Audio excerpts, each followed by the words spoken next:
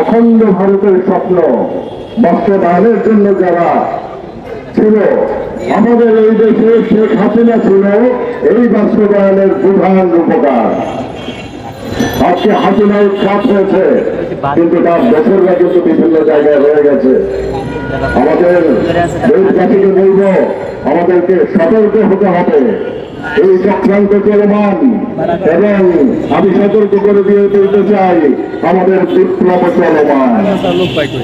যে দেশের ছাত্র জনতা রক্ত দিয়ে দেশ স্বাধীন করে, তাদের প্রতি অনাবশ্যকের তাদেরকে ছোট করে দেখার সুযোগ নাই, তাদের শিক্ষা ছোট করে দেখার সুযোগ নাই।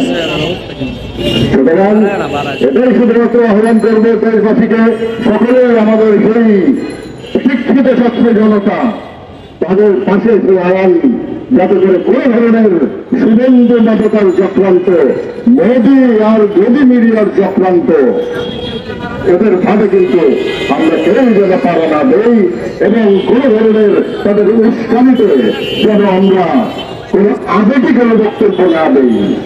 আমরা আমাদের কাজগুলি যেন যথাযথভাবে করতে পারি, এই শিক্ষিত জনতাকে সাথে নিয়ে আমরা দেশ জনতা অংশ নিব ইনশাআল্লাহ।